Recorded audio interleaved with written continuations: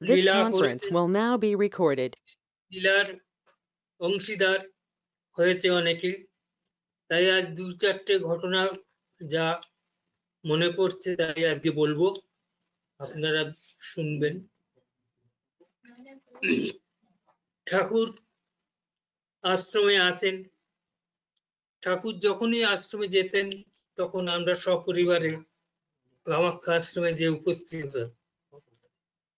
সঙ্গে আমার মা, আমার স্ত্রী এবং আমার ছোট ছেলে, একমাত্র ছেলে শুভব্রত মানে ভজু।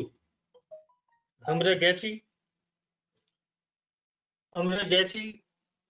যাওয়ার পরে বেশ কয়েকদিন রইলাম ঠাকুরের সঙ্গে থেকে, আনন্দ করি, আশ্রমে দিন কাটছে। এখন ফেরার পালা, ফিরে আসবো। ফেরার সময় ঠাকুরকে শ্রীমন্দিরের ভেতর প্রণাম করলাম সকলেই। ঠাকুর খুব আমার ছেলেকে খুব আদর করে বললেন, সোনামণি তুমি বড় হয়ে আমাকে পাঠ করে শোনাবে। তখন তার বয়স 2 থেকে 2.5 বছর বয়স হবে। তাই তাকে তারপরে বললেন সাবধানে যেও বলে তার হাতে কিছু অর্থ দিলেন। তো অর্থটা পেয়ে সে বাচ্চা ছেলে হাতের মুঠোর ভেতর রেখে দিয়েছে।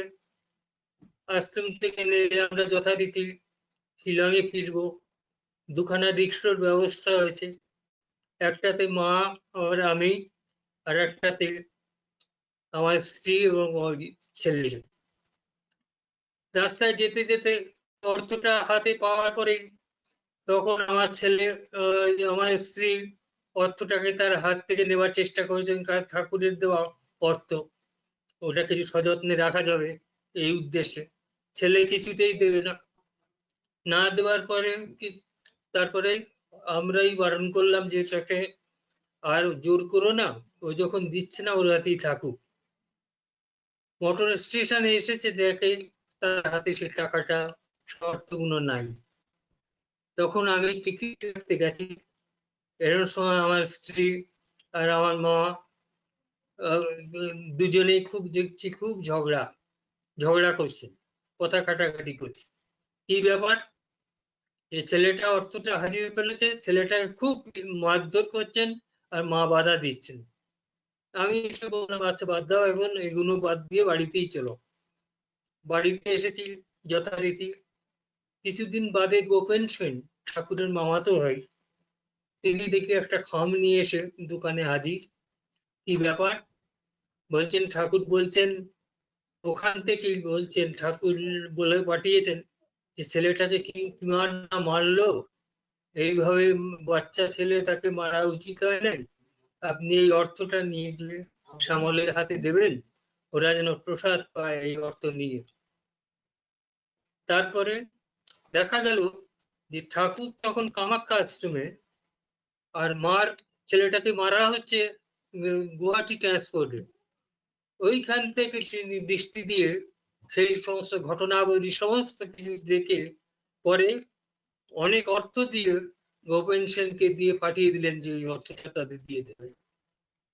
এর থেকেই বোঝা যায় যে ঠাকুরের দূরদর্শিতা, তিনি যে ত্রিকালজ্ঞ, তিনি সমস্ত কিছুই দেখতেন। আর একটা ঘটনা বলি, এই গেল একটা ঘটনা। সে অর্থ পাঠিয়ে দিয়েছেন, তারপরে সেই অর্থ দিয়ে ভোগ হলো এবং আমরা প্রসাদ পেলাম। এরপরে আর একটা ঘটনা বলি। আমার স্ত্রী প্রথম বিবাহ হওয়ার পরে এসেছেন, রাত্রিতে রান্নার ভার তার উপর, রোজই রান্না করে, কিন্তু আন্দাজ করতে পারেন না। আন্দাজ করতে না পারলে অন্নগুলো নিয়ে জানালা দিয়ে ফেলে দিতেন। তো হঠাৎ ঠাকুর এর কাছে যাওয়া হয়েছে অনেকদিন বাদে, যখন ঠাকুর বলছেন, মা ওইভাবে অর্থগুলো জানালা, ওইভাবে অন্নগুলো জানালা দিয়ে না ফেলে জিজ্ঞাসা করে নিলেই তো পারো পরিমাণটা কত নেবে না নেবে। এইভাবে তিনি তার দূরে বসে সেই দৃষ্টিভঙ্গি দিয়ে তিনি সেইগুলো দেখিয়েছেন। আর একটা ঘটনা বলছি। তারপরে গোবিন্দকুঞ্জেতে আপনার দোল উৎসব, ঠাকুর উপস্থিত, সকলে পরিবেশন করা হচ্ছে, পরিবেশনে তখন আমরা করতাম, পরিবেশন করা হচ্ছে, জিনিস ফুরিয়ে গেছে, ঠাকুর তদারক করছেন আর আমাকে বলছেন তুই প্রসাদ দাও, আরো দাও, আরো দাও, একে দাও, আরো দাও, একে আরো দাও। আমি তখন বলছি ঠাকুর সব শেষ হয়ে গেছে। বলছে দাও, আরো দাও, বালতির দিকে তাকাতে হবে না, দিয়ে যাও। প্রসাদের বালতিতে সামান্য কিছু প্রসাদ ছিল, কিন্তু উনি দিতে বলেছেন, আমরা তাড়াকে যথারীতি আমি দিতে আরম্ভ করেছি, কিন্তু কি আশ্চর্যের ব্যাপার, কত বড় অঙ্কিটা পুরোটাই প্রসাদ পেয়ে গেল, বালতি কিন্তু খালি ছিল। অথচ কি আশ্চর্য, ঠাকুর সঙ্গে সঙ্গে সেই অন্যের সেই প্রসাদের ব্যবস্থা করে ফেললেন। আর আমাকে বললেন বালতির দিকে তাকাতে হবে না, দাও আরো তাকে ধমক দিয়ে দিয়ে বলতেন, দিয়ে দিয়ে আমি আর বালতির দিকে না তাকিয়ে হাতায় দিয়ে দিয়ে শুধু দিয়েই যাচ্ছে। আর দেখছি আশ্চর্য ব্যাপার, যে প্রসাদের কোনো কমতি হয় না, প্রসাদ দেওয়া হয়ে গেল। আরো ছোট ছোট ঘটনা আছে। একবার ত্রিপুরায় গেছি, ত্রিপুরায় যে আপনার এক চাষি, সে এসে করেছে কি, তার বাড়িতে তার বলেছে প্রসাদ পাওয়ার জন্য, বলেছে খাওয়ার জন্য। আমরা বললাম আমরা তো বাইরে খাই না, তোমার খুব অনুরোধ করেছে। বলবার পরে তখন আমি বললাম ঠিক আছে, এক কাজ করো, তুমি ঠাকুরের ভোগে যেটা এখানে দিয়ে দাও, তোমার যা দেবার এখানে দিয়ে দাও, এবং তোমরা এসে প্রসাদ পাবে এখানে আমার শ্বশুর বাড়িতে। তা প্রসাদ পাওয়ার ব্যবস্থা হয়েছে। সে করেছে কি, কি দিয়েছে, 250 গ্রাম ফুলকপি, তার সামান্য হচ্ছে চাল ডাল তেল নুন এইসব দিয়ে একটা দিয়েছে, ভুজির মতো দিয়েছে। আমি তো ওদিকে দেখি নাই, আমি তাকে নিমন্ত্রণ করে দিয়েছি। দুপুর বেলা দেখি পিল পিল করে 35 জন লোক এসে হাজির। আমি তো, আমার স্ত্রী খুব রাগ করেছেন, রাগ করে বলছেন এরকম ভাবে বলতে গেলে এই অল্প দিয়ে কি করে এত কোনো লোককে। তখন আমি ঠাকুরের ঘরে যে ঠাকুরকে জানালাম, ঠাকুর এবার রক্ষা করুন, রক্ষা করুন বলাতে সেই 35 জন লোক আর বললাম প্রসাদ দিতে আরম্ভ করো। প্রসাদ দেওয়া হয়ে যাচ্ছে, 35 জন লোক প্রসাদ পরিতৃপ্ত পরিমাণে পেয়েছেন। প্রত্যেককে জিজ্ঞাসা করেছি যে তোমরা সবকিছু পেয়েছো তো, ফুলকপি পেয়েছো? বলে হ্যাঁ হ্যাঁ সব। 250 গ্রাম ফুলকপি দিয়ে 35 জন প্রসাদ পেয়েছে, এরপরে আমরাও পেয়েছি। এটা ঠাকুর লীলা। এইরকম ভাবে ছোটখাটো আরো ঘটনা আছে যে বলার মতন। একবার অমিয়দার বাড়িতে ঠাকুর উপস্থিত, কারণ গ্রীষ্মের সময় ঠাকুর ওইখানে এসে থাকতেন এবং কাব্য রচনা করতেন ওখানে বসে বসে। তা ঠাকুর উপস্থিত থাকাতে রোজ সকালবেলা যে প্রণাম করতাম, রাত্রিরে যে আবার কীর্তনে যে হাজির। তো ওখানে প্রণাম করতে গিয়েই ওই দিনের যথারীতি রোজগের মতো গেছি প্রণাম করতে, যে ঠাকুর কবিতা লিখছেন আর বলছেন দেখো তো এটা হলো কিনা। আমি তো কবিতা কিছু বুঝি না, তথাপি আমাকে দেখাচ্ছেন যে কবিতা হলো কিনা, ঠিক হলো কিনা। আমাকে বললেন বসো, আমি বসেই আছি। ঠাকুর না বললে তো যেতে পারছি না, কাজে যাব, যেতে পারছি না। এরকম করে করে অনেকক্ষণ কেটে গেল। আর এদিকে একটা ঘরের ভেতরেতে আমাদের গুরু ভাই মনোরঞ্জন দা, ওই মদনের বাবা, ওর ফটো ফ্রেমিং এর কাজ ছিল, দোকান ছিল। সে ফটোগুলো আপনার ওই ঠাকুর যে কলকাতা থেকে যে সমস্ত, যার বাড়িতে আগে সাদা গোসাই ছিলেন, সাদা মা ঠাকুরের সাদা, গোসাইয়ের ছবি সাদা ছিলেন আর কি তখন। ঠাকুর ওগুলো যে কালার করলেন, প্রত্যেক বাড়ির সমস্ত আসনের ফটোগুলো নিয়ে এসে মনোরঞ্জন দাকে দিয়ে একটা ঘরে বসিয়ে সমস্ত কালার ফটো করলেন। আর ওই ফটোগুলো বা করে দিলে। কালারের ফটো ওখানে তৈরি হচ্ছে। এর সময় কিছুক্ষণ বাদে ঠাকুর বললেন চলো তো দেখি মনোরঞ্জন কি করছে। তা গেছি, মনোরঞ্জন দা তখন বলেন ঠাকুর সমস্ত ফটোগুলো তো করা হয়ে গেছে। আর তখন ঠাকুর আমাকে বললেন তুমি এই পুরানো ফটোগুলো নিয়ে মাথায় করে নাম করতে করতে যে নদীতে বিসর্জন করে এসো। তা ঠাকুরের আদেশ পাওয়ার সঙ্গে সঙ্গে আমি নিজেকে ভাগ্যবান মনে করে সমস্ত ফটোগুলো তাড়াহুড়ো করে জড়ো করতে লেগেছি। এরকম সময় ধমক দিয়ে বলে এইভাবে নয়, তুমি কি মনে করেছো এগুলোকে ছবি মনে করছো? স্বয়ং গোস্বামী প্রভু ওখানে শ্রদ্ধার সঙ্গে এগুলোকে এক জায়গায় করবো করে নিয়ে বিসর্জন করে এসো, নাম করতে করতে বিসর্জন করে। এর থেকে ওই দিন জানতে পারলাম ঠাকুরের গোসাই জীবন্ত, উনি ছবি নন, উনি স্বয়ং। যার যার বাড়িতে আছে গোসাইয়ের ছবি টবি এগুলো স্বয়ংই মনে করতে হবে, ওগুলো ছবি নয়, তার বাড়িতেই আছে। এই থেকে ওই দিন জানতে পারলাম যে ঠাকুরের গোস্বামী প্রভুর ছবিগুলো ছবি নন, স্বয়ং তিনি। এরপরে আর একটা ঘটনা বলি। ঠাকুর তখন কামাখ্যা আশ্রমেছে, তার প্রত্যেক শনিবার হলে ঠাকুর থাকাকালীন আমি চলে যেতাম এবং ঠাকুর যা যা বলতেন ওইসব জিনিসপত্র কিনে কেটে নিয়ে আশ্রমে দিয়ে উঠতাম। তা এইবার তখন মজা ছিল যে প্রত্যেক সপ্তাহে উনি স্বপ্ন দেখাতেন, স্বপ্ন দেখাতেন। তা আমি ওই যাওয়ার পরে আমার অপেক্ষায় থাকতেন, আর লোকজন তখন কেউ ছিল না, ঠাকুর আর আমি আর দু চারজন কাজের আশ্রমের যারা থাকে। তো যেতেই ঠাকুর বললেন আজকে কি স্বপ্ন দেখেছ? আমি বললাম ঠাকুর দেখলাম আপনি বলছেন যে সৃষ্টির স্থিতি প্রলয় করতে পারি মুহূর্তের ভেতর। তখন বললেন যে তুমি কি খেয়েছিলে? কেন ঠাকুর আমি ডাল ভাত নিরামিষ যা খাই তাই খেয়েছিলাম। না না তোমার এটা পেট গরমের স্বপ্ন। তাই বললো না ঠাকুর কি করে পেট গরমের স্বপ্ন হবে? আপনি আশ্রম কথায় লিখেছেন গুরু স্বপ্ন সর্বদাই সত্য, তা আপনি আমাকে স্বপ্ন দেখেছেন এটা সত্য। তখন তিনি আমার মুখে হাত দিয়ে চেপে ধরে বললেন কাউকে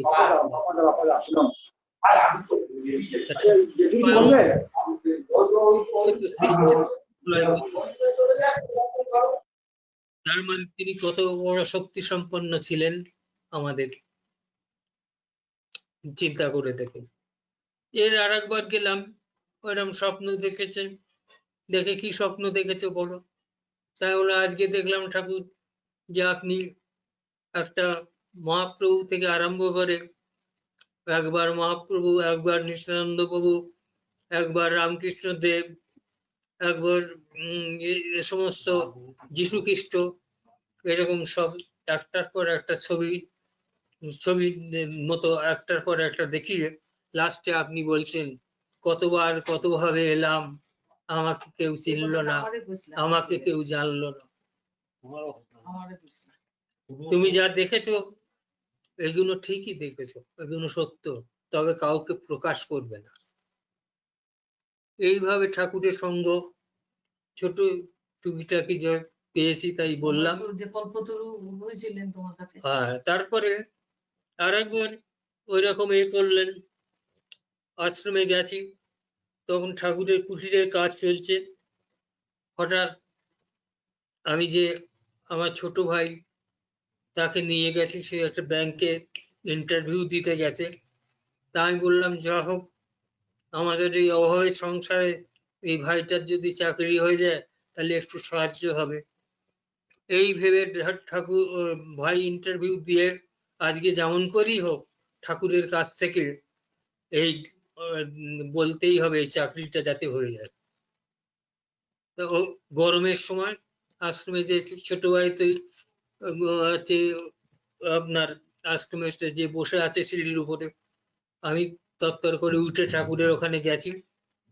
ঠাকুর বললেন, আজকে তুমি যা চাইবে তাই তোমার মঞ্জুর হবে, তুমি কি চাও বলো, তোমাকে 15 মিনিট সময় দিলাম, এই 15 মিনিটের ভেতর তোমার সব বলতে হবে। বলে এদিকে মিস্ত্রিদের সঙ্গে কাজকর্ম করছেন আর গান গাইছেন। ঠাকুর গান গেয়ে গাইছেন। এরকম সময় বলছেন 15 মিনিট হয়ে গেছে, এখন বলো তুমি কি চাও। তখন আমি কিছু চাইতে পারলাম না, জাগতিক কিছু চাইতে পারলাম না, এমন জিনিস একটা চাইলাম। উনি আমাকে বুকে জড়িয়ে ধরে বললেন যে তোমার কথা, তুমি যা চেয়েছো এটা মঞ্জুর হবে। আমি এই ধামে পীঠস্থানে কামাখ্যা পীঠে দাঁড়িয়ে তোমাকে শপথ করে বলছি, তুমি যা চেয়েছো তাই হবে একদিন। জানি না ঠাকুর যখন বলেছেন এই জন্মে না হোক পরজন্মে হয়তো হবে, ঠাকুর বলেছিলেন। এবং ঠাকুরের ওই কথাটা খুব, আমার কথার উত্তরটা পেয়ে ঠাকুর খুব ভালো লেগেছিল।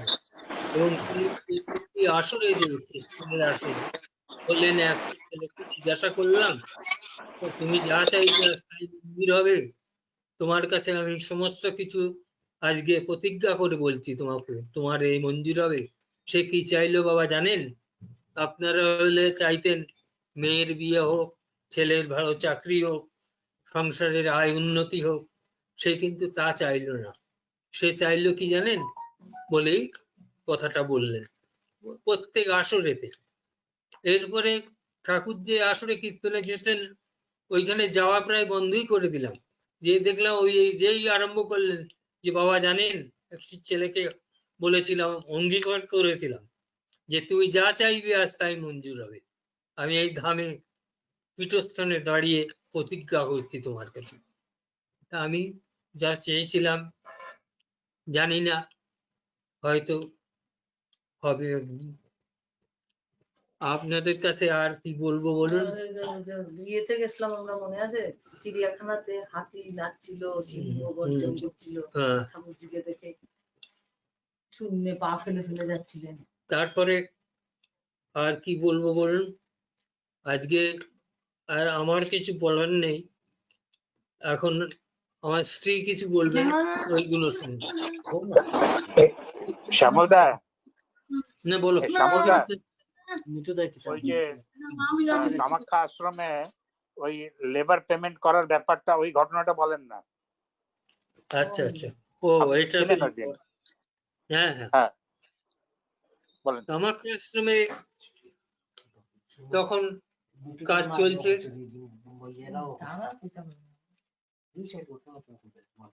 কামাখ্যা আশ্রমে আপনার ঠাকুর উপস্থিত, কাজ চলছে। এখন আমাদের যেরকম অর্থের সচ্ছলতা আছে, তখন কিন্তু আমাদের অত অর্থ ছিল না। আমরা ঠাকুরকে বাসে করে শিলং থেকে পাঠাতাম, এখন আমরা গাড়ি নিয়ে ঘুরে বেড়াই। আমাদের এখন প্রত্যেকের একটা করে গাড়ি আছে। তখন ঠাকুরকে 3 টাকা 4 আনার টিকিট দিয়ে ওই আশ্রমের আপনার শিলং থেকে গুয়াহাটিতে পাঠানো হতো। আর যারা পাঠাতেন তাদের সঙ্গতি থাকলেও কেন যে করতেন এটা বুঝতে পারতাম না। আমরা ইয়ং যারা ছিলাম তখন আমাদের মনে খুব ব্যথা লাগতো। ইচ্ছা করলে তখন 25 টাকা ছিল আপনার ফার্স্ট ক্লাস, মানে ওই ট্রান্সপোর্ট এর গাড়ি, বুঝলেন না, মোটর। তখন first class, second class, third class তিনটা ছিল। ঠাকুর ওইভাবে টুরিস্ট ট্যাক্সি, তার উপরে চলতেন, তার উপরে করে আসা যাতায়াত করতেন। তখন আমাদের অর্থের খুব ছিল না, অর্থের খুব অভাব ছিল। তা যথারীতি শনিবারে গেছি, শনিবার হলেই আমি আশ্রমে যেতাম, শনি রবি থাকতাম। সোমবার দিন সকালবেলায় মঙ্গল আরতির পরে ঠাকুরজি প্রসাদ আমাকে কিছু খাইয়ে রওনা করতেন। তো ওই দিন গেছি যথারীতি, তখন লাইট ছিল না, তখন ওই হারিকেন এইসব ছিল আর কি। যথারীতি যেতে ঘরমাক্ত হয়ে গেছে, কারণ ওই ওপর তলা থেকে উঠতে কতগুলো সিঁড়ি উঠেছি, তো উঠে খুব ক্লান্তি হয়ে এসে গেছে, ঘেমে টেমে গেছে একদম। আস্তে অন্ধকারে আস্তে আস্তে টুকটুক করে এসে যে শ্রী মন্দিরের সামনেই এসে আওয়াজ পেয়েছেন, ঠাকুর বলছেন, কে? ঠাকুর আমি। ও তুমি এসেছো, এসো এসো। দেখি ঠাকুর একটা আসনে চুপচাপ ম্রিয়মাণ হয়ে বসে আছেন। বসে আছেন থাকতেই আমি প্রণাম করতেই বললেন, সব খবরাখবর জিজ্ঞাসা করলেন শিলংয়ের। খবর জিজ্ঞাসা করার পরে হঠাৎ আমাকে বলছেন, তোমার কাছে টাকা পয়সা আছে? হ্যাঁ ঠাকুর আছে। কত আছে? আমি ভেবেছিলাম যে কিছু টাকা নিয়ে গেছিলাম, যে আসবার সময় কিছু মালটাল কিনে নিয়ে আসবো দোকানের জন্য। 250 টাকার মতো ছিল তখনকার দিনের। 250 টাকা, আজ থেকে 50 বছর আগের ঘটনা। এখন ঠাকুর 250-300 টাকা হবে হয়তো। না, এতে তো আমার হবে না। এমন কাতর ভাবে চাইলেন, অথচ আমি দিতে না পারাতে আমার মনে ভীষণ কষ্ট হলো। তখন আমি ভাবলাম যে আমার তো হাতে সোনার একটা আংটি আছে, কাল সকালবেলা না হয় আংটিটা বিক্রি করে দিয়ে ঠাকুরকে টাকা পয়সা দিয়ে দেবো, টাকা দেবো। আর এদিকে লেবাররা যারা কাজকর্ম করেছে, ওরা ওই এর মহাবীরজি মন্দিরের ওইখানে চাতালেতে সব বসে আছে। আর ঠাকুর অন্ধকার ওই একটা টেবিল ল্যাম্প আছে, টেবিল ল্যাম্পে জ্বালিয়ে চুপচাপ বসে গোসাইজির দিকে তাকিয়ে বসে আছেন। তারপর আমার কাছে যখন দেখলেন যে এই অর্থ দিয়ে হবে না, তখন বললেন, এখন আমি কি করি বলো তো?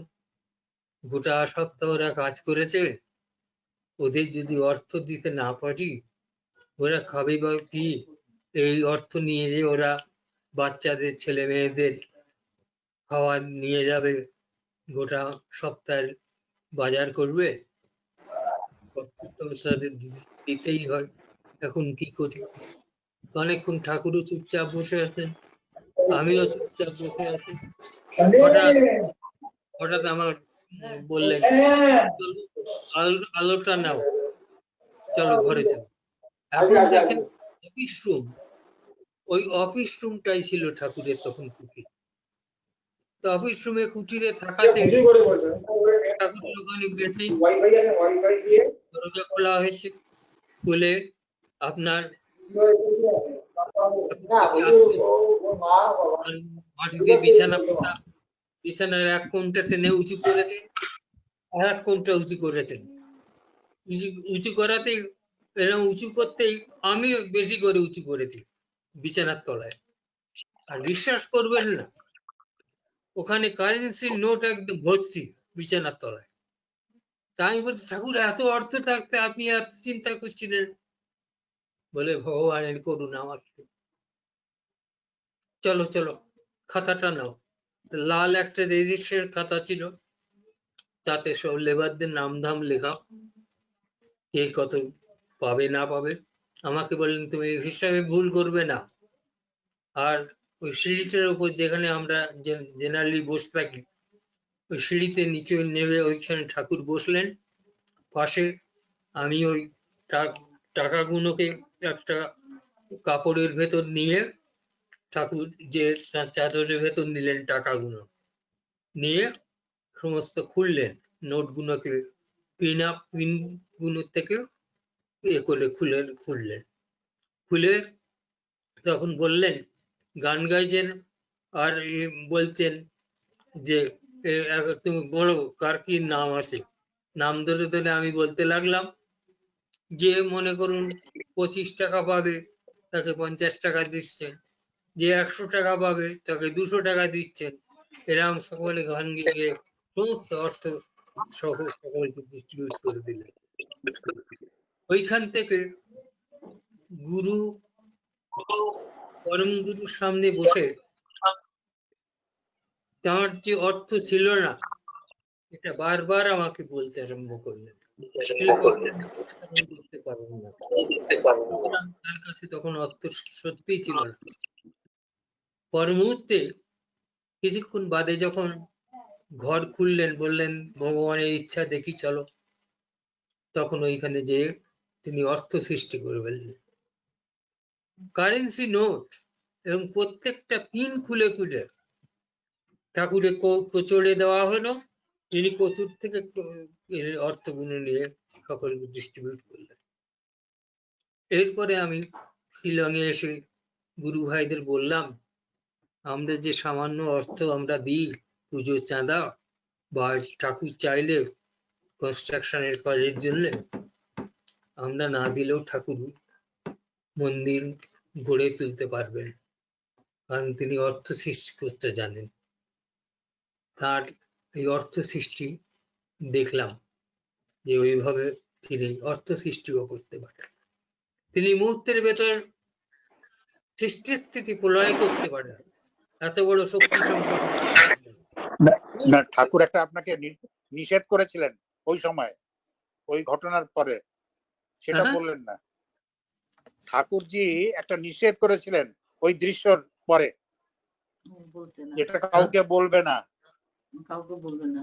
হ্যাঁ, নিষেধ করেছিলেন এই অর্থ সৃষ্টির কথা কাউকে বলবেন, অঙ্গীকার করতে বলেছিলেন যে এটা কাউকে বলবেন না। তা ঠাকুরজি দেহ রাখার পরে এসে সকলকে বললাম। আপনিও ঠাকুরজি দেহ রাখার পরেই এটা বলেছেন, এর আগে তো বলেন না? এর আগে বলি নাই, এর আগে বলি নাই, বলতে বারণ করেছিলেন, এর আগে বলেন। এরপর থেকে যখন আমরা চাঁদা তুলতে লাগলাম, দিতে লাগলাম, তখন ওই কথাই বলেছিলাম যে ঠাকুরজি এরকম অঙ্গীকার করেছিলেন। তিনি একাধারে রামকৃষ্ণদেব, একাধারে যীশু খ্রিস্ট, একাধারে আপনার মহাপ্রভু, এরকম একটার পর একটা চিত্র তিনি দেখিয়েছেন এবং সেগুলোকে স্বীকৃতি দিয়েছেন। তুমি যা দেখেছো তাই, আমি সেই, কিন্তু কাউকে বলবে না তুমি, আমি সেই। আমি কতবার কতভাবে এলাম, কেউ আমাকে চিনল না, জানলো না, বুঝলো না। তোমরা কাউকে কাউকে কিছু বলবে না। আমাদের গুরু বহু জন্মে তিনি সব পারতেন, মুহূর্তের ভেতর তিনি সবকিছু করতে পারতেন। তিনি কলকাতায় থাকতেন, কিন্তু শিলংয়ের খবর, তিনি বিশ্বের সকল বিশ্বের চরাচর, তিনি সব জায়গায় খবর তিনি করতে পারতেন, মুহূর্তের ভেতর বলতে পারতেন। একদিন দেখি হঠাৎ ঠাকুর কুটিরেতে, ওপরের কুটিরেতে বসে হঠাৎ গুনগুন করে আমার নাম ধরে বলছেন। আমি শিলং হাউস থেকে নিচে নেমে ওইখানে দাঁড়িয়ে আছি দরজার ধারে, ঠাকুর দেখেন না। আপনারা বিশ্বাস করবেন না, আমার জীবনের এমনই একটা ঘটনা, যে ঘটনাটা আজ পর্যন্ত কাউকে বলতে পারি নাই। আমার স্ত্রী, মা, ভাই, বোনেরা কেউ জানে না। আমার জীবনের একটা ঘটনা, ছোটবেলার। হঠাৎ দেখি ঠাকুর করছে, ঠাকুর ওই কথাটা বলতে আরম্ভ করেছেন।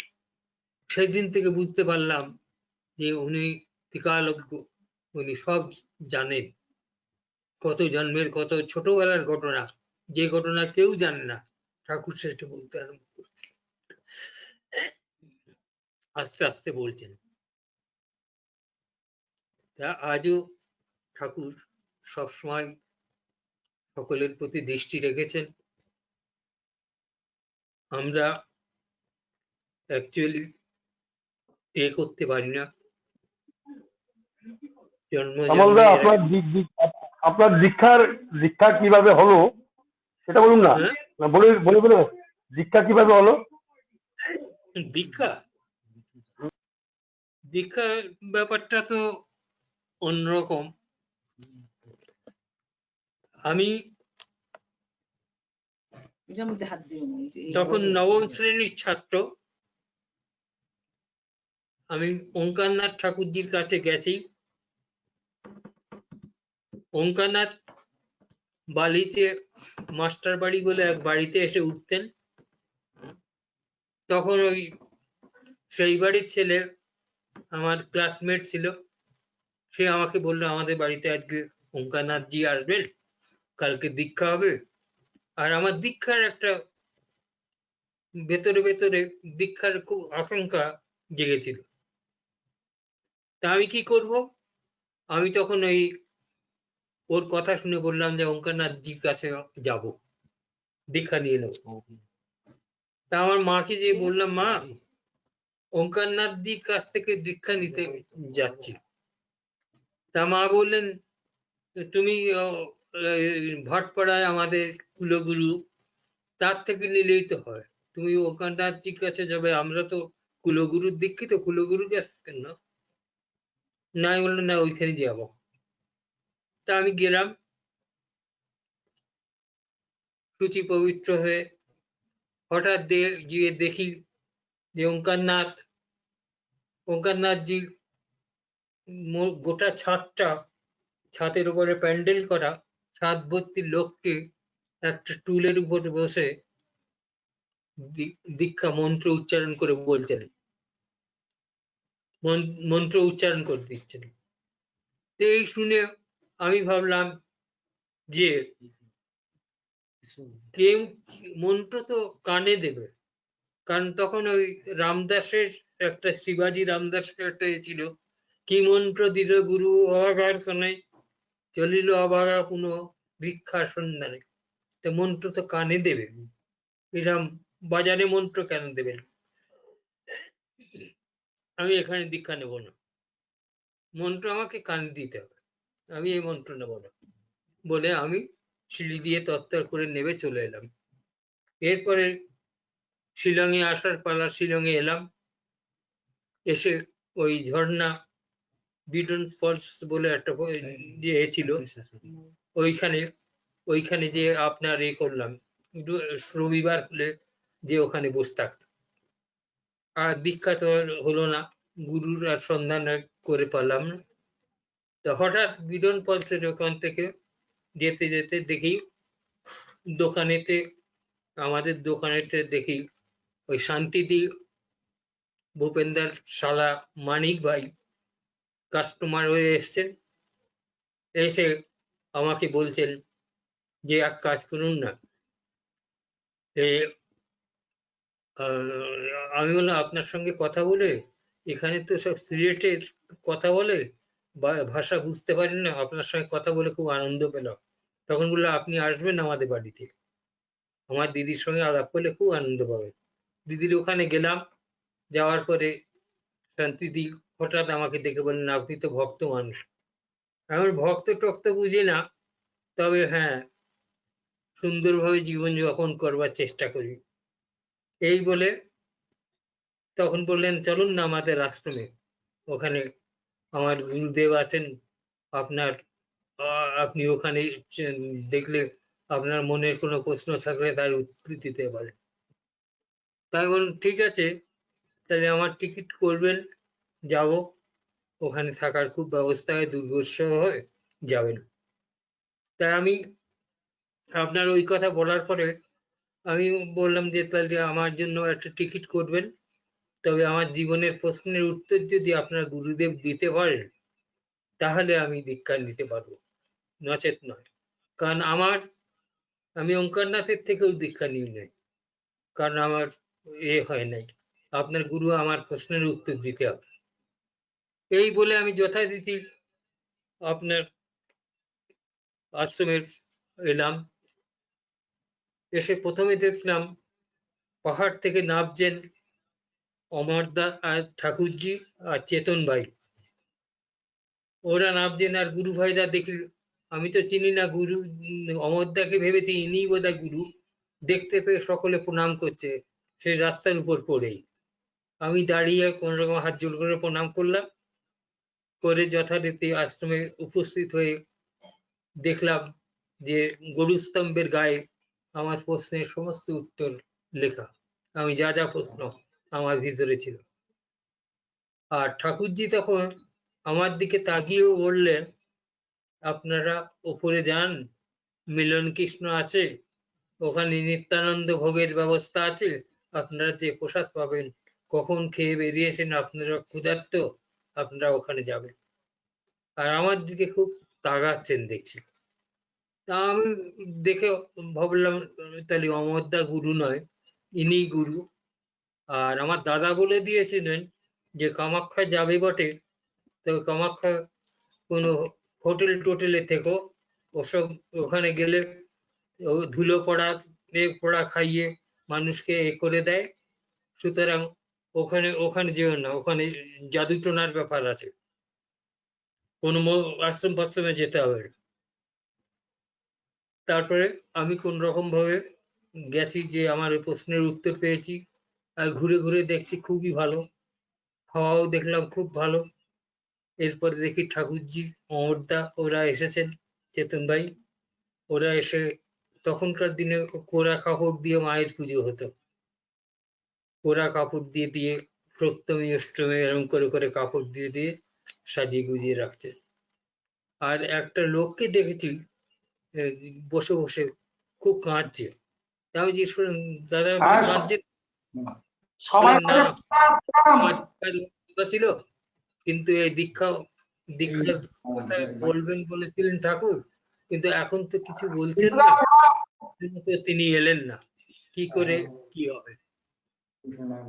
আমি বলছি, আপনাদের গুরুদেবকে তো আমি নিচে পেয়েছি, আপনি অত কান্নাকাটি করবার কি আছে? গুরুদেব আসবেন, এলে তখন জিজ্ঞাসা করবেন। বলেন না, আমার ভাগ্যে বোধহয় হলো না। এর ভেতর ঠাকুরজি তো এলেন, এসে সব জিনিসপত্র গোছগাছ করছেন। এরকম সময় হঠাৎ হঠাৎ ঠাকুরজি কাছে আমি গেলাম, যে প্রণাম করে কোন রকম ভাবে প্রণামটা করেছি। করার পরে আমি জিজ্ঞাসা করলাম, ঠাকুর, আমার প্রশ্নের উত্তর তো আমি দিয়েছি, আপনি কি আমাকে দীক্ষা দেবেন? বলে আমি তো এখনো কোনো ইঙ্গিত পাচ্ছি না, গোসাই জানালে জানাবো। আমি ভাবলাম, আমি ব্রাহ্মণের ছেলে, গায়ত্রী মন্ত্রে তো পাঠিয়ে বাবা সিদ্ধি লাভ করেছেন, আমাকে আবার প্যানেলে নাম ঢোকালেন কেন? কখন জানাবেন গোসাই, আর কখন আমি জানতে পারবো দীক্ষা হবে? এরকম ভাবে দিন যায়,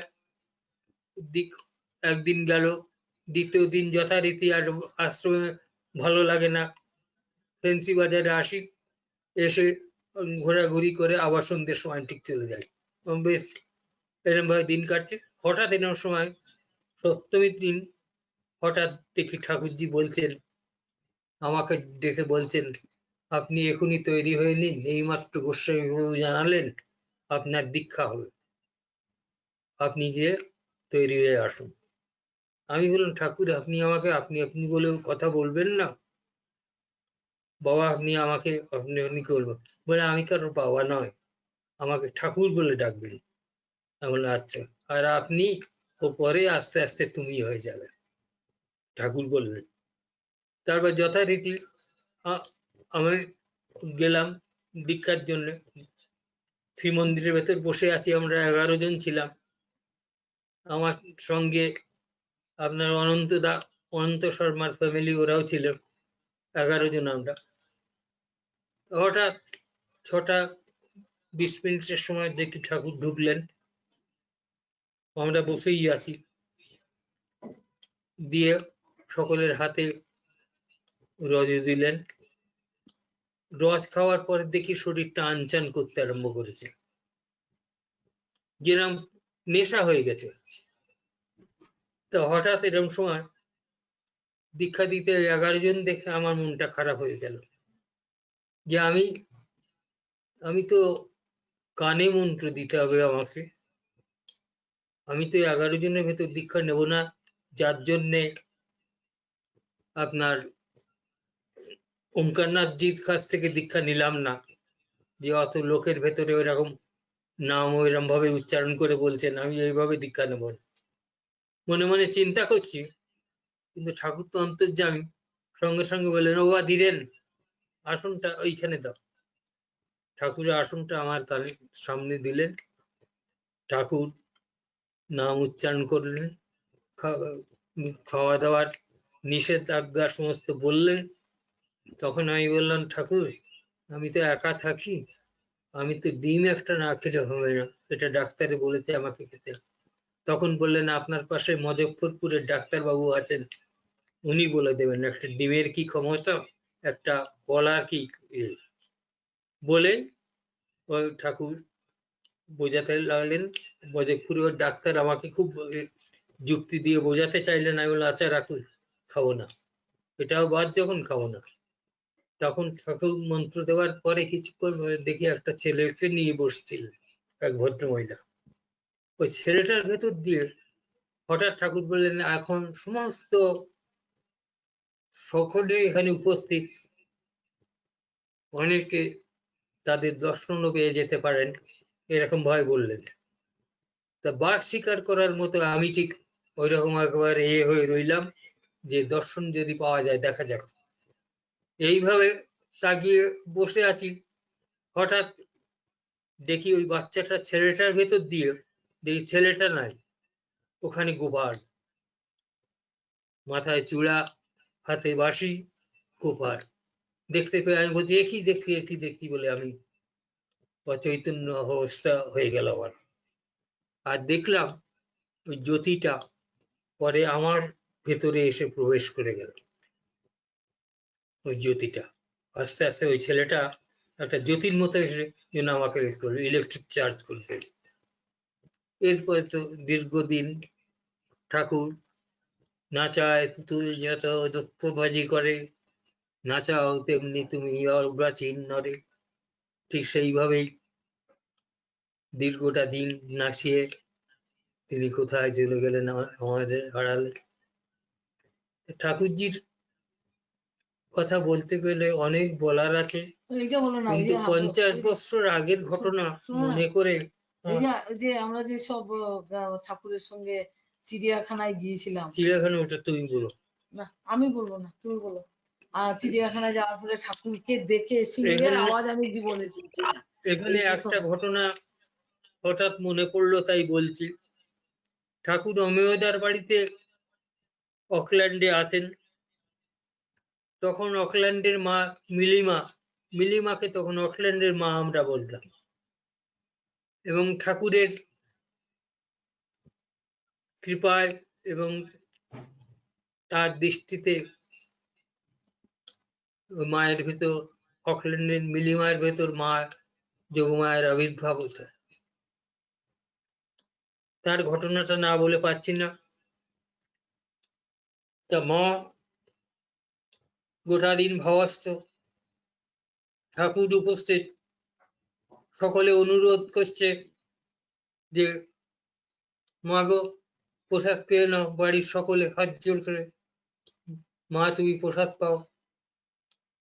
সন্ধে হয়ে গেছে, রাত হয়ে গেছে, গোটা দিন খান নাই, তিনি ভাবস্থ হয়ে আছেন। শান্তিপুরের ভাষা বলছেন, নানাভাবে তিনি করছেন, কীর্তনও করছেন, কীর্তন করে আবিষ্ট অন্যভাবে আছেন। হঠাৎ এরকম সময় তাকে রান্নাঘরের ভেতর নিয়ে যেয়ে তাকে আসন করে প্রসাদ পেতে দেওয়া হয়েছে। তা তিনি কিছুতে প্রসাদ পাবেন না, ধরাধরি করে তাকে অনুরোধ করে নিয়ে যাওয়া হয়েছে। গেছেন, আমরা সব বাইরে যে যার বাড়ি ফিরে যাব, আমিও ভাবস্থ। হঠাৎ এরকম সময় আপনার মা ওখানে খেতে বসে বারবার বলতেন বাপু না খেলে আমি খাবো না। আমি তখন একটা ইয়াং ছেলে, আমি এখন বাপু বলতে তারা কাকে বুঝতে পারে না, তখন বারবার বলছেন ওইখানে বসে আছে, বাপুকে ডেকে আনো, বাপু না খেলে আমি খাবো না, বাপুকে আমার খাওয়াতে হবে, বাপু খাক তারপরে আমি খাবো, দিয়ে ওরা আবদার করছে। তো এরা তো বাড়ির লোকেরা তো মানে অস্থির, যে গোটা দিন না খেয়ে আসে, এখন বাপু বাপু করছে, তা বাপুকে খুঁজে কোথায় পাবো? তো বললে ওইখানে বসে আছে, ওকে বাপুকে ডেকে আনো। আমাকে ডেকে নিয়ে গেছে, ও মেয়েটা আছে, যে চলো তুমি। আমি গেছি, যাওয়ার পরে বাপু বসো। গেন্ডারিয়াতে কত মজা হয়েছিল মনে আছে? গ্যান্ডেরিয়ার কথা খুব বলতে আরম্ভ করে দিল। তা আমি তো কিছু বুঝতে পারছি না, আমি বললাম গ্যান্ডারিয়া ফ্যান্ডারিয়া কি, আমি তো বুঝি না কিছু। তারপরে উনি ওনার কোলের উপরে আমাকে বসিয়েছেন, আমার এইখানে বসিয়ে আমাকে খাওয়ালেন, তারপরে উনি প্রসাদ পেলেন। তো এই ঠাকুরের ঐশ্বর্য, যোগ ঐশ্বর্য এবং তার শক্তির খেলা দেখেছি অকল্যান্ডে মায়ের ভেতর দিয়ে, লায়লা মায়ের ভেতর দিয়ে, নানা ধরনের ঘটনাবলী দেখেছি, প্রত্যক্ষ করেছি। ঠাকুর কত বড় শক্তি সম্পন্ন ছিলেন যে তিনি নিজে ভবস্থ না হয়ে অন্যকে ভাবস্থ করেছেন, নিজে কিন্তু ভাবে থাকতেন, কিন্তু বুঝতে পারতো না কেউ, কিন্তু তিনি তার শিষ্যদের ভেতর দিয়ে ভাবের তরঙ্গ বইয়ে দিয়েছেন। সেসব দিনের কথা মনে পড়লে কষ্ট হয়। আজ অনেকেই প্রয়াত, আজ অনেকেই নাই, এখন যারা আছেন তারাও প্রায় অচল অবস্থা। আপনারা আর কি বলবো, আবার আগামীতে কিছু বলবার থাকলে নিশ্চয়ই বলবো। এখন বয়সের এক প্রান্তে এসে পৌঁছে গেছি, 50 বছর আগের ঘটনাবলী এগুলো মনে রাখা, মনে স্মৃতিতে আনা বড় কষ্ট। তাছাড়া আমি নিজেও খুব অসুস্থ, ওই জন্য আজকে যতটুকু পারলাম মনে পড়লো তাই বললাম। বাদ বাকিটা আমার স্ত্রী কিছু বলবেন, একটা দুটো বলবেন। না না, দুটো একটা বলবেন, তারা ভক্তরা শুনছেন, সকলে আমার প্রণাম নেবেন। বলো দাদা, দাদা ওই ঘটনাটা বলুন, ওই যে ঠাকুরজি দাদা চোখের মধ্যে কি পড়েছিল ঠাকুরের, তারপরে ওই বলুন। আচ্ছা, হ্যাঁ বলুন। ক্যালকাটা হাউসে তখন চলছে, কাজ চলছে। ঠাকুরের ভাইও কিন্তু ঠাকুরজি নিজে বলে দিলেন যে আমার দাদা স্বয়ং রাধারানীর কৃপা পেয়েছেন এবং অনেক বড়শালী, আমার থেকে অনেক অনেক বড়শালী। তা ঠাকুরজির দাদা জ্যাঠামশাই উনিও আশ্রমে গেছেন, ঠাকুরও আছেন, আমি সঙ্গে আছি।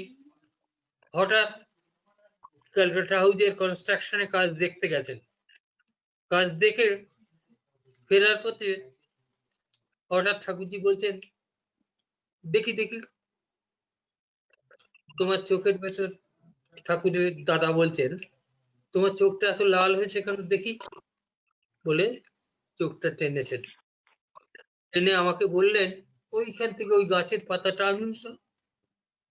ওরা কিন্তু এত বৈষ্ণব এমন ছিলেন, তাদের আপনি ছাড়া কথা বলতেন না। ঠাকুরের দাদাও তাই, ঠাকুরও প্রথম আপনি, এত ছিলেন। আপনি ওইখান থেকে ওই গাছের পাতাটা এনে দিন তো। আমি গাছের পাতাটা আনলাম, অ্যাকচুয়ালি পাতাটা আমি এখনো স্মরণ করতে পারিনি, চেষ্টা করেছি মনে করতে। পাতাটা আনলে বললেন দাঁড়াও তোমার চোখে একটু দিয়ে দিই, দিয়ে ঠাকুরের চোখটা টেনে ওই গাছের পাতার রসটা দিলেন, দিয়ে বললেন এই এখন ঠিক হয়ে যাবে, 2 চোখেই দিয়ে দিলেন। দিয়ে কথা কইতে কইতে আমরা নিচে নামছি, হঠাৎ ঠাকুর জিজ্ঞাসা করলেন দাদাকে নামতে, আপনার কি ভগবত দর্শন হয়েছে? ঠাকুর জিজ্ঞাসা করলেন দাদাকে। তা দাদা উত্তর দিলেন, হ্যাঁ এই মাত্র হলো, এই তো আমার সামনেই সেই ভগবান। ঠাকুরের চোখে ওষুধ দিতে যে ঠাকুরের দাদাকে বললেন আমার এইমাত্র ভগবত দর্শন হলো, তুমিই তো আমার ভগবান। এই আর কি। দুর্গানগরের কথা কিছু বলবেন, কি বলেছিলেন, উপদেশ কি দিয়েছিলেন? দুর্গানগরের ব্যাপারে কোনো উপদেশ কি দিয়েছিলেন ঠাকুরজি? বা দুর্গানগরের কথা তো কি বলবো আর, তার স্নেহের কথা। ঠাকুর গেছেন দুর্গানগরে, আছেন। আমরা যেখানে শিলংয়ের, আমরা ঠাকুর যেখানেই থাকতেন একদল পাখির মতো আমরা উড়ে যেয়ে হাজির হতাম সেখানে।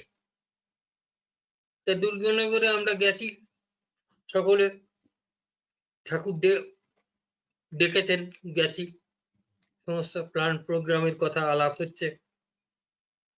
এরকম সময় একটা কাঁঠাল এনে রেখেছেন ঠাকুর, অসময়ের কাঁঠাল, আর সেটাকে বারবার যে বস্তা দিয়ে পেঁচিয়ে রেখেছেন, আর বারবার যে চুন দিয়েছেন কাঁঠালের এতে, বারবার যে টিপে টিপে দেখেন হলো কিনা। তো হলো কিনা, হওয়ার পরে এরপরে আমাদের আমাদের শিলং আসবার পালা, আমরা চলে আসবো। আর ঠাকুর এখনো হলো না, কাঁঠালটা এখনো পাকলো না, ভক্তরা খাবে না বলে তিনি ওই কাঁঠালটা টেপাটিপি করতে লাগলেন। দেখে বলেন না, হয়ে গেছে, এরা না খেয়ে গেলে কি করে হবে। কাঁঠালটাকে খুললেন, খুলে আমাদের সকলের পাতে দিয়ে জিজ্ঞাসা করলেন, আমি তো কথা বলতে বারণ, খেতে বসে কথা বলি না। তো হঠাৎ ঠাকুর আমাকে জিজ্ঞাসা করছেন যে মিষ্টি আছে কাঁঠালটা? কারণ ঠাকুর তখন আমি কোনো কথা বলতে পারছি না, হুম করছি। তখন শরদিন্দুরা বললেন, ঠাকুর শ্যামল ভাই তো খেতে বসে কথা বলে না। বলে, ও তা তো বটে। সেই কাঁঠালটা যতদিন না পাকলো, রোজ যে সকাল বিকাল সেই কাঁঠালগুলো টিপতেন আর বলতেন, আমার ভক্তরা চলে যাবে, কাঁঠালটা পেকে যাবে। সেই কাঁঠাল খাইয়ে ঠাকুর আমাদের রওনা করেন। তারপরে দুর্গানগরের সমাধি মন্দির যেটা হবে, এটা আগের দিন বলেছিলাম, তবু ওটা একবার বলি। সমস্ত গুরু ভাইরা যে যার অফিস রুমেতে আনন্দ করছে, কেউ গাছ বসাচ্ছে, আনারস গাছ এরকম করছে। আর আমি করতাম কি, ঠাকুরের সঙ্গে বেড়ালের মতো ঘোরাঘুরি করতাম, আশপাশে থাকতাম, যে ঠাকুরের যদি কোনো প্রয়োজন হয়, কিছু দরকার, ওরা তো ওইদিকে আছে। ওরা ঠাকুর সেই চনবাসের কুঠির থেকে বেরিয়ে আপনার মুখ ধুচ্ছেন আর দাঁত মাজছেন আর কনস্ট্রাকশনের দিকে তাকাচ্ছেন, তাকিয়ে সমস্ত দিকে বলছিলেন, এইভাবে এই হবে, আমাকে বললেন এইভাবে এরকম হবে। তাই বললাম, ঠাকুর এত বড় কনস্ট্রাকশন, এত বড় নাট মন্দির হবে? বলছে, না, বহু লোক এসে এখানে এক সময় আশ্রয় নেবে। ঠাকুরের কথা। তারপরে যেখানে বর্তমান সমাধি মন্দির, ওইটা দেখিয়ে বললেন, ওইটা দেখিয়ে গান গাইলেন, জানতো যদি হাসুন রাজা বাজবো কতদিন, তাহলে তাহলে বানাতাম অট্টালিকা করিয়া রঙিন। তো এইভাবে ওই গানটা গাইতেন আর ওই জায়গাটা আমাকে রোজ দেখাতেন যে কয়দিন ছিল। তা আমাকে জিজ্ঞাসা করতেন, এটা কিরম জায়গাটা কিরকম দেখাতেন। তাই আমি বললাম যে, ঠাকুর ওটা তো একটা জঙ্গল, টিলা। বলে, না না, অচিরে ওখানে একটা মন্দির হবে, দেখবে। তারপর ঠাকুরকে যখন নিয়ে গেলাম সমাধি করতে, তখন যে দেখলাম সত্যি ওখানে একটা মন্দিরই হয়ে গেছে। আর সেই মন্দির আগে থাকতেই ঠাকুর ওখানে মন্দির হবে বলে গেছে। আর সেই পরম তীর্থ দুর্গানগর। ঠাকুরজির কথা বলে শেষ করা যায় না। শ্যামলদা, ওই যে বাবাকে দিয়ে একবার যোগ করেছিলেন নবমীর দিন রাত্রে আমার সাথে, ওটা বলুন। আমার বাবাকে দিয়ে একবার আশ্রমের যোগ ভাষ্য কিছু করিয়েছিলেন না নবমীর রাতে? কেদার দাস আর মা দুর্গা ক্যারিকেচার করেছিলেন, ক্যারিকেচার বাবাকে দিয়ে আপনি বলেছিলেন আমাকে। আচ্ছা ঠিক আছে, মনে আছে। এখন তোমার বৌদি কিছু না বলবে? না না, দূর আমার পাশে না, আমি না আমি বলতে পারি না। বলো। মিনোরা কিছু বলুন। মিনোরাকে বলো বলতে, নালে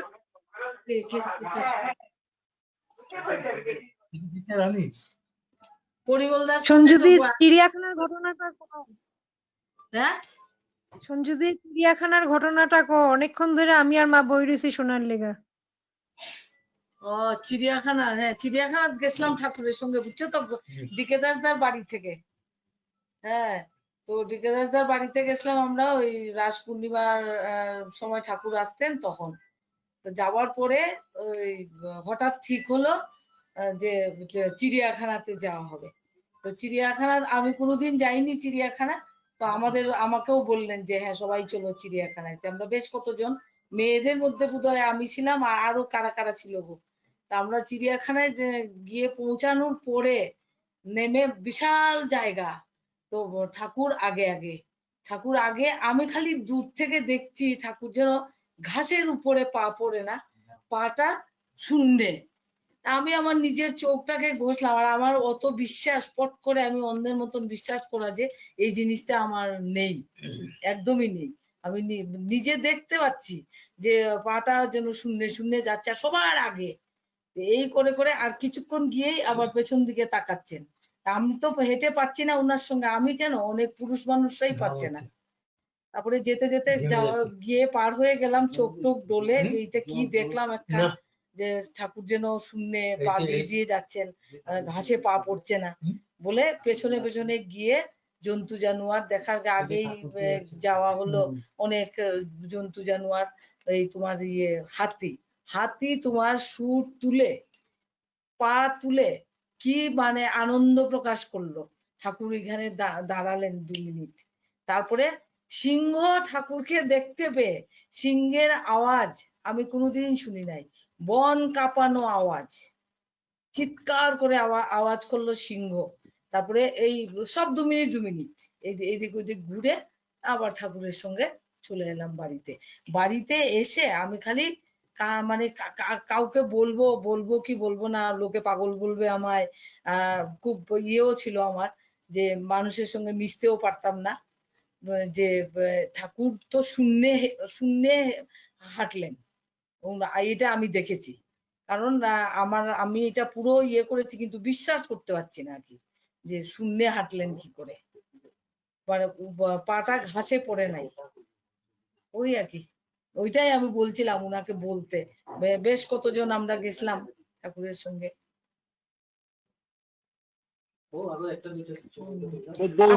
আরো দু একটা কই,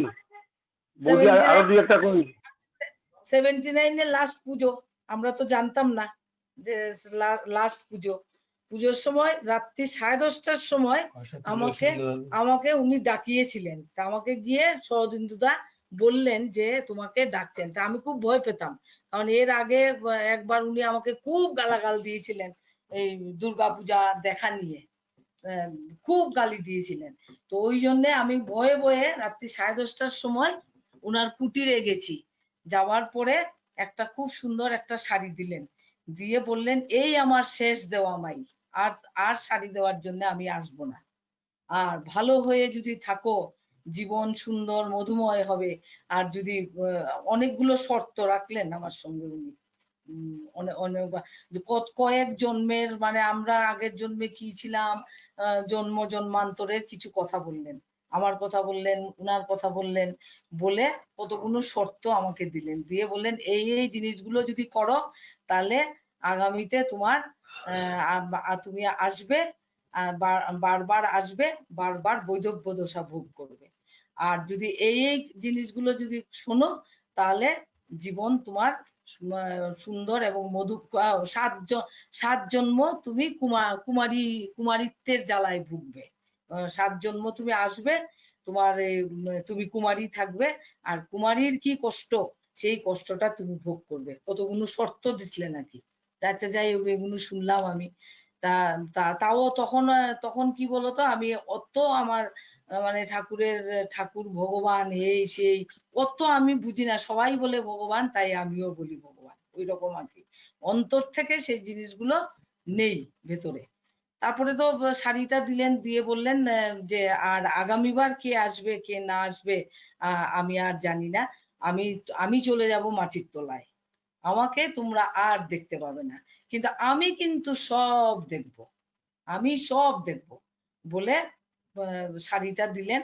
আর এখন 2 চোখ তখন তো এখন আমার 2 চক্ষু, তখন আমার সহস্র চক্ষু বলে। আর তার মধ্যে পাশে কতগুলো বই ছিল, ছোট ছোট বই, যেন বন্নিশিকা, আহিতাগ্নি, ওই রকম কতগুলো ছোট ছোট বই আছে না কবিতার, ওই বইগুলো ছিল।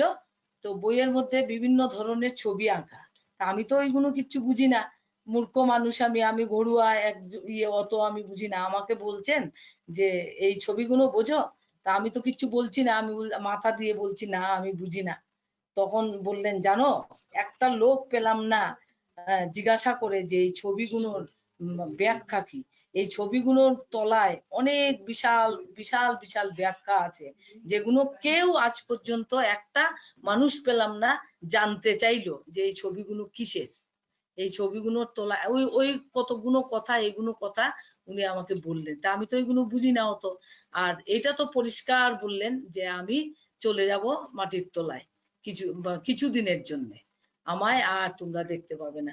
ও বাবা, তারপরে তো এই 80-তে দেখলাম সত্যি সত্যি। ওই তখন আমি কথাগুলো মেলালাম যে ঠাকুর এরকম বলেছিলেন। এগুলো মানে পুরো বিদায় নেওয়া আর কি। আর ইয়ে করে খুব দুঃখ ছিল ওনার এইটাই যে যীশু খ্রিস্টকে কটা পেরেক মেরেছিল। ওইগুলোর প্রশ্ন আমি তো ওইগুলোর উত্তর দিতে পারি নাই, আমি চুপচাপ বসে আছি। যীশু খ্রিস্টকে কয়টা পেরেক মেরেছিল? আমার বুকে লক্ষ লক্ষ পেরেক মারা। এই বলে আবার মুহূর্তে মুহূর্তে ওনার চেহারার চেঞ্জ এটা আমি দেখছিলাম। যে এই কথাগুলো বলার সময় তখন তোমার চোখ ছলছল করছে, যেন এক্ষুনি চোখের জল বেরিয়ে যাবে। আবার পরক্ষণে আবার আমাকে যখন আমার ইয়েগুলো নিয়ে কথা বলছেন, তখন আবার চেহারা অন্যরকম। ওইগুলো দেখলাম বসে বসে, আর রাত্রি 10:30, 11টা না 11:30 পর্যন্ত এইগুলো কথাবার্তা হলো। হবার পরে শাড়িটা নিলাম, যে শাড়িটা শেষ দেওয়া, দিয়ে এরপরে কি হবে না হবে আমি আর জানি না, দিয়ে আমি চলে এলাম। বিদায় মানে মারাত্মক ভাবে বিদায় নিয়েছিলেন। এখন জানো, তারপরে এটাও বলেছিলেন যে আজকে মানে কথাগুলো তো আমার এক কান দিয়ে ঢুকছে আর এক কান দিয়ে বেরোচ্ছে। আজকে বুঝতে পারছো না, একদিন এই মানে পস্তাতে হবে। আমার জীবনের আরো অনেক জিনিস ছিল, এগুলো ব্যক্তিগত, এগুলো আর বলে লাভ নেই। যে তোমার জীবনের অনেক জিনিস ফাঁকে বেরিয়ে গেছে, মানে আমার জীবনের সব ফাঁকে গেছে। কারণ অনেক জিনিস বলেছিলেন, অনেক কিছু, কিন্তু পাল্টে আমি প্রশ্ন করব বা বুঝবো, এই বুঝার বাসনাও ছিল না। আর সেই মানে গুরু হিসাবে উনি কি গুরু ছিলেন সেটাও ভেতরে ছিল না। এখন সত্যি পস্তাই, এখন বসে বসে এই কথাগুলো জুড়ি মধ্যে মধ্যে। তারপরেও তো 73 না 74 জানি না, ওই দুর্গাপূজা গুয়াহাটিতে যাওয়ার জন্য খুব ইচ্ছা, যে কামাখ্যায় আসি, এইখানে ইয়ে করি, কিন্তু মায়ের মূর্তি অনেক বছর দেখি না, পূজায় যাব। তা উনাকে খুব জোর করে মানালাম, ধীরেনদাকে দিয়ে ঠাকুরের কাছ থেকে পারমিশন নিলাম যে আজকে আমরা অষ্টমী না নবমী ছিল কি জানি, ইয়েতে যাব, এই মায়ের মূর্তি দেখতে যাব। যাব রেডি হয়ে। উনি বলেও ছিলেন, ঠাকুরজি বলেও ছিলেন, গার্জিয়ান যদি কেউ সঙ্গে যায় তাহলে যেতে পারি। ধীরেনদা বললেন যেতে পারো যদি গার্জিয়ান যায়। তাই বললাম না, আমার স্বামী যাবে। তারপরে তো উনার মনের বিরুদ্ধে উনাকে টেনে হেসড়ে আমি নিচ্ছিলাম যে গুয়াহাটি শহরে আসি, কিচ্ছু দেখি নাই, যাব আজকে। যে খালি সাজগোজ করে রেডি হয়ে মহিলা গেটের সামনে এসে দাঁড়িয়েছি, কোথা থেকে উনি তরতর তরতর করে নেমে চলে এলেন। এসে মানে খুব সুন্দর করে জিজ্ঞাসা করলেন, কোথায় যাবে মা? তা আমি বললাম যে ঠাকুর, আমি সত্য কথাই বললাম যে ঠাকুর আমি নিচে যাব দুর্গাপুজো দেখতে, মায়ের মূর্তি দেখতে।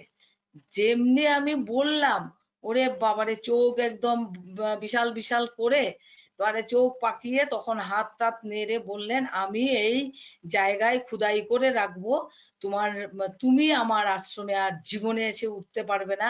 তোমার এত বড় স্পর্ধা, তুমি আমার মা আমার গুসাইরে অপমান করে তুমি বারোয়ারি প্যান্ডেলে দুর্গা মূর্তি দেখতে যাবে, এই প্যান্ডেলে পুজো হয় না, এইগুলো তোমার মাকে তারা বিভিন্ন ভাবে ইয়ে করে, এই বলে খুব গালি দিলেন আমায়। গালি, তারপরে আমি খালি বলতে যাচ্ছিলাম যে আপনার অনুমতি তো নিলাম ঠাকুর, আর আমার আগে আমার গুরু বোনরা অনেকে বেরিয়ে গেছে, তারা হয়তো বা অনুমতিও নেয় নাই। এই কথাটা খালি আমি বলতে যাব, তখন এই কালো কাঞ্জিলাল ওকে আমি, ওই লোকটারে আমি দেখতে পারতাম না, ও সে সে তখন আমারে বললো, গুরুর মুখে মুখে কথা, এত বড় স্পর্ধা এত বড় সাহস, বলে এমন একখানা ধমকি দিল। আমি চুপচাপ হয়ে গিয়ে আমি বসে বসে কাঁদলাম আর কি। তারপরে কি করব, তারপরে তো বললে, তুমি আমার শ্যামল মুখার্জি পেয়েছো নাকি, যে টেনে এসে নিয়ে ইয়ে করবে, তুমি আশ্রমে এসছো আর আমার মা আমার গুসাই সবাইকে অপমান করে তুমি মায়ের মূর্তি দেখতে যাবে। তবে হ্যাঁ, আজ 50 বছর প্রায় হতে চললো, আমি কিন্তু আর মূর্তি আর দেখতে আজ পর্যন্ত আর যাইনি, আর হয়তো যাবো না। ওই খুব ইয়ে হলো আর কি। তারপরে তো আশ্রমে এটা নিয়ে হুলুস্থুল, আশ্রমে এটা নিয়ে হুলুস্থুল, সবাই আমি যখনই খেতে যাই, স্নান করতে যাই, আবার এই বউটা এরকম করে করে লোকে গুরু বোনরা সব মানে বিরাট চর্চা আমার নিয়ে। তারপরে তো এরকম করে এই বছর গেল, মনে মনে ঠিক করলাম যে আর বাবা উপরে তো আর যাবই না। সারা পুজোটা মানে আমাকে গাল দিতে দিতে হলো, সারা পুজো যতদিন আশ্রমে ছিলাম, প্রত্যেক দিন সন্ধ্যার সময় এই ঠাকুরজি নিজের কথাবার্তা বলে ভাষণ টাষণ দিয়ে তারপরেই আমাকে গাল, মানে সাংঘাতিক ভাবে গালাগালি। তারপরে পরের বছর আমার সঙ্গে আর ঠাকুরের কোনো কথাই নেই, আর কোনো মানে কথাই বলতেন না। তা এরকম করে করে গেল। তারপরে লাস্টের 78 না কোন সন আমার ঠিক খেয়াল নেই, তখন নতুন আশ্রম কথা একটা বার করে বেরিয়েছিল, আশ্রম কথা একটা দিয়ে, একটা এটার মধ্যে সতী ধর্ম দিয়ে বললেন যে এই সতী ধর্ম তুমি এটা নিত্য পাঠ করবে, এটা পাঠ না করে জলগ্রহণ করবে না, এইটা জীবনের একটা ব্রত হিসাবে নেবে, আর এইটার যদি একটা অক্ষরও যদি তোমার জীবনে তুমি রাখতে পারো, তাহলে তোমার জীবন ধন্য এবং পূর্ণ হবে। এই আর কি। ঠাকুরজির রসের কথাটা একটু বলুন, চাঁদা দ্বিতীয় দশমে চাঁদা একটু তুলে শেষ করুন। হ্যাঁ, তারপরে আরেকবার জানো তো, আরেকবার জানো তো, ওই যে ঠাকুর একটা ঘর করলেন শিলং হাউস, তো ওইটার মধ্যে সবাইকে বললেন যে যারা যারা টাকা দেবে তারা তারা এই ঘরে থাকতে পারবে। তা আমাদের শিলং এর মোটামুটি সবাই টাকা দিয়েছে ঘরের জায়গা রাখার জন্য, একমাত্র আমি বাদ। তা আমি রোজ এটা নিয়ে ঝগড়া করি, আশ্রমেও ঝগড়া করতাম খালি, যে তুমি এটা টাকাটা দিলে না ঠাকুরকে, যে সবাই আসবো একসঙ্গে, এসে আমি বাইরে পড়ে থাকবো, এরা সবাই ঘরে থাকবে, আমার তো জায়গা হবে না। এরকম করে মানে প্রায় সময় ঝগড়াঝাটি অশান্তি করি দেখতে, আর উনি আমাকে দেখলেই সরে সরে থাকতেন যে এক্ষুনি ঝগড়া লাগিয়ে দেবো। এই করে করে তারপরে তোমার ইয়ে হলো না, এই তারপর ঠাকুর সবাই এমন টাকা দিতে আরম্ভ করলো আমাদের শিলং ইয়েতে, আমরা তখন ছাদে সবাই মানে প্রচুর ভাবে টাকায় ঠাকুর ঢাকা পড়ে গেছেন, ঠাকুরের মাথার উপর টাকা, এই রকম টাকা পড়লো। আমি বাদে, প্রণামীও সবাই প্রণামী দিতাম, কিন্তু ওই ঘরের জন্য টাকা উনি বললেন যে ঘরের জন্য টাকা আমি দেব না, গুরুর বাড়িতে যাবে, গুরুর দরজায় গুরুর কুকুরের মতো পড়ে থাকতে হয়, ঘরের টাকা আমি দেবো না। ঘর ইয়ে হোক। তো এই নিয়ে হওয়ার পরে একদিন ঠাকুর হঠাৎ করে ডাকলেন, ডেকে বললেন, আমাকে বললেন যে এই যে ঘর ঘর করে ইয়ে করো, আমি মা কাঙ্গাল, আমি যদি এদের সুখী লোকেদের সুখের লোভ না দেখাই তাহলে এরা কি আমায় টাকা দেবে? আর আমি টাকা কোথায় পাবো বলো? ওই জন্যে মানে একটা ঘর আশ্রমের মধ্যে একটা ঘর হয়ে যাবে, শিলং হাউস হয়ে যাবে। আর একটা জিনিস জেনে রাখবে বলে একটা ছড়া শুনিয়েছিলেন আমাকে, ধনবানে কেনে বই জ্ঞানবানে পড়ে, আনাড়ির ঘোড়া নিয়ে বুদ্ধিমানে চড়ে। তারপরে দেখবে মাই এই কার ঘরে কে বাস করে। তারপরে কয়েক বছর ঘর নিয়ে খুব লড়াই হলো, বুঝলে তো, খুব লড়াই। কারণ একে যাদের নাম তারাই এই ঘরে থাকতে পারবে, যাদের নাম নেই তারা থাকতে পারবে না। আমার ছিল না, তা আমি থাকতাম গিয়ে এই আমারই গুরু বোন ছিল, আমার পাশের বাড়িতে ছিল গোপা দত্ত, ওর জায়গা ছিল ওর জায়গায়। তো ওই আমাকে এখান থেকে ওঠানোর জন্য অনেকেই উঠে পড়ে লাগতো যে আমার, যেহেতু আমি টাকা দিইনি এই ঘরে আমার কোনো জায়গা নেই। এই সমস্ত কাণ্ড কীর্তি হয়ে যায়। ঠাকুর এইখানের মধ্যে প্রচন্ড চালাকি করলেন। তো প্রণামী দেয়, তা আমি প্রণামী করতাম কি 5 পয়সা 10 পয়সা 8 আনা 1 টাকা সারা বছর আমি জমা করতাম। জমিয়ে আমার মানে গুনতি করারও আমার সময় হতো না। তো বিজয়া দশমীর সময় ঠাকুর লক্ষ্মী পুজোর দিন সবার ঘরে ঘরে আসতেন। তো আসার পরে ওই প্রণাম করে এই টাকাটা দেয়া হতো, সবাই টাকা দিত। তখন আমি আমার পুটলাটা আমি দিলাম, দেওয়ার পরে ওই পুটলাটা দিতে আমার লজ্জাও করতো যে কত টাকা দিলাম সেটা আমি নিজেও জানি না, কারণ অত খুচরো আমার গুনতি করার সময় থাকতো না। তো আমার এই পুটলাটা নিয়ে খুব আনন্দ করলেন ঠাকুর। তারপরে বললেন কার পকেট মেরেছো মাই? আমি বললাম ঠাকুর আমি চোর নই, আমি কিন্তু চুরি করি না, এইগুলো ওরা এইদিকে ওইদিকে রাখে, আমি সব নিয়ে এগুলো জড়ো করি। তখন টাকায় কিন্তু ঠাকুর হাত দিতেন না, টাকা তুলতেন ধীরেনদা শান্তিদা এরা। তখন ঠাকুর এই পুটলাটা নিয়ে হাতে তুলে নিয়ে বললেন, ধীরেন এই খুচরা পয়সাগুলা খুব কাজে লাগবে, এইগুলো রাখো তো, বলে তুললেন। তা আমার খুব আনন্দ হয়েছিল যে যাই হোক আমার সামান্য এই খুচরো পয়সাগুলো নিয়ে ঠাকুর খুব মজা করলেন। তারপরে আমাদের দেখলেই খালি বলতেন, তোমার ভয়ে দরিদ্র ব্রাহ্মণ সে আমার কাছে আসে না গো, দরিদ্র ব্রাহ্মণ তুমি তো তাকে, ওনার তালুতে কিন্তু চুল এমনি করেই পড়ছিল, হ্যাঁ, আর সবার সামনে খালি বলতেন যে তোমার ভয়ে সে আমার কাছে আসে না, আর তুমি তার মাথার চুল ফেলে দিচ্ছ। আমি কিন্তু আমার কিন্তু কোনো ইয়েই ছিল না, হ্যাঁ, তুমি আমার খুব খারাপ লাগতো ওইগুলো নিয়ে, মানে খুব রসিকতা করতে নাকি। আমি তখন এই রসগুলো বুঝতাম না, আমার তখন ঠাকুরের উপর খুব রাগ হতো। আর আমি যে রাগ করে যে কথাগুলো ভাবতাম ওইগুলো আবার উনি ওই কীর্তনের আসরে বলতেন।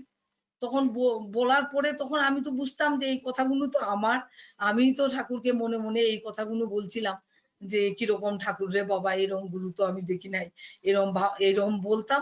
আর এই কথাগুলোই আবার উনি আসরে বলতেন। বলার পরে বলে আবার বলতেন, পড়লো কথা সবার মাঝে, যার কথা তার প্রাণে বাজে। তা আমি বুঝতাম তখন যে এই কথাগুলো আমাকেই বলছেন, আর আমি বলতাম এইগুলো। এই আর কি, আমি আর কি বলবো রে ভাই, ওই আমার এইগুলোই সম্বল। আর কি বলবো যে আমার জীবনটা ফাঁকে গেছে, আমার সব ফাঁকে গেছে, আমি তখন অত বুঝি না, দেখেছি অনেক কিছু। খুব সুন্দর গাছে হয়েছে গাছে বৌদি, খুব সুন্দর হয়েছে, খুব সুন্দর। হ্যাঁ, খুব ভালো হয়েছে, কিন্তু ভালো করেছেন, আপনি ভয় পাইছিলেন কেন? ভালো হয়েছে, ভালো বলেছেন, আমার খুব প্রণাম, সুন্দর হয়েছে। প্রণাম প্রণাম, সকলকে প্রণাম। প্রণাম। তো সবাইকে প্রণাম জানিয়ে আজকে আমরা শেষ করছি এই মহিলা আশ্রমের। মানি দেখি একটু মহিলা আশ্রম, মানি। হ্যাঁ হ্যালো হ্যাঁ মানি। বাপ্পাদা, আমি মামারে কও একটু ওই যে দুর্গানগর ইয়ের বাগান সম্বন্ধে তাই প্রথম দিন একটা কথা কইছিলা ঠাকুরের কথা, ওই যে বাগানটার সম্বন্ধে ওইটা মামারে কও আরেকবার কইতে। মামাই সব ভুলি গেছে, মামারে স্মরণ করাইয়া দিয়ে খালি আমি একটু একটু কইরা সব ভুলি গেছে। মাইমা ওইটা বাগান বাগানের কথাটা এটা আমরা ভীষণ ভাবে জানা উচিত। আমরা এখন এইটা বাগানটার বিষয়ে ওই যে মামা আগের দিন কইসলা যে আমারে মানে কয়টা দিন ধরে খুব তোলপাড় করে, এই জিনিসটা আরেকবার মামারে কইতে কও। বাগান সম্বন্ধে ঠাকুরের কয়েকটা কথা তাই প্রথম দিন কইসলা, ওই দিন আরেকদিন যে কইসলা এই দিন অল্পই কইসলা কিন্তু দুর্গানগর বাগান সম্বন্ধে কইসলা, এটা আরেকবার মামারে কইতে কও। আমি ইয়ে করলাম।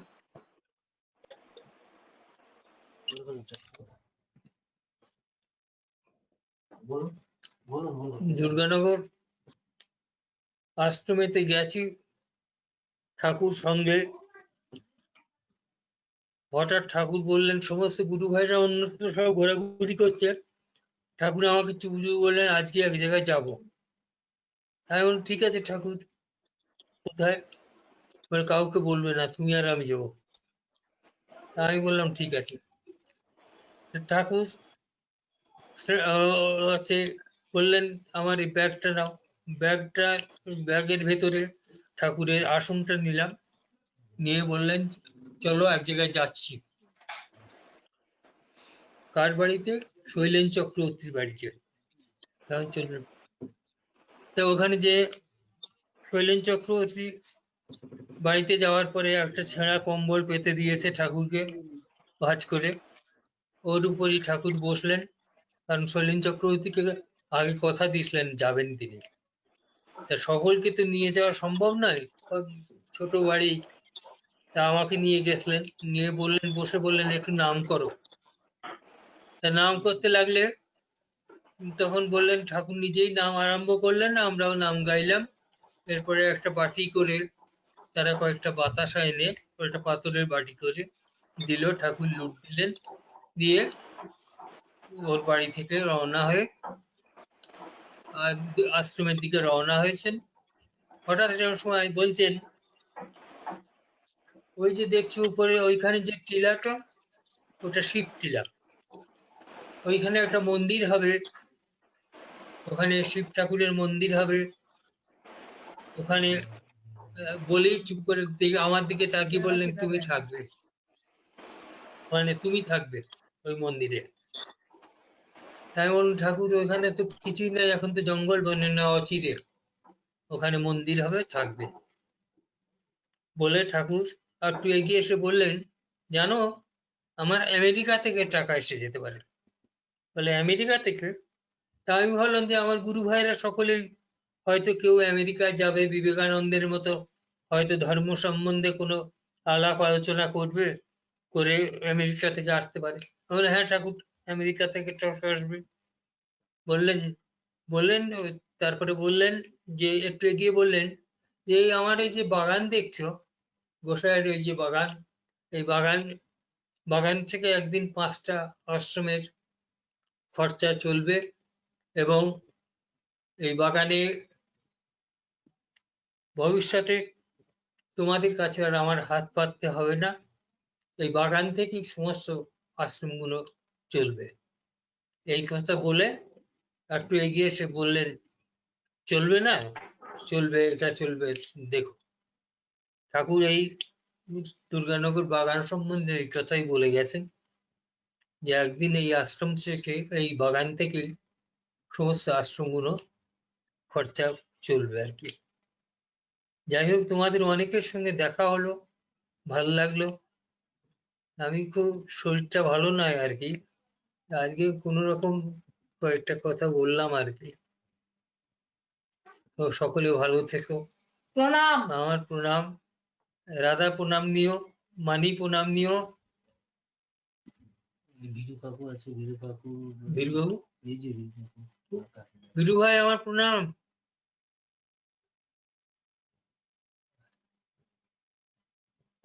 আমলদা প্রণাম, প্রণাম, মিঠু বলছি। প্রণাম। প্রণাম। তাহলে সবাইকে প্রণাম জানিয়ে আজকে আমরা এখানে শেষ করছি।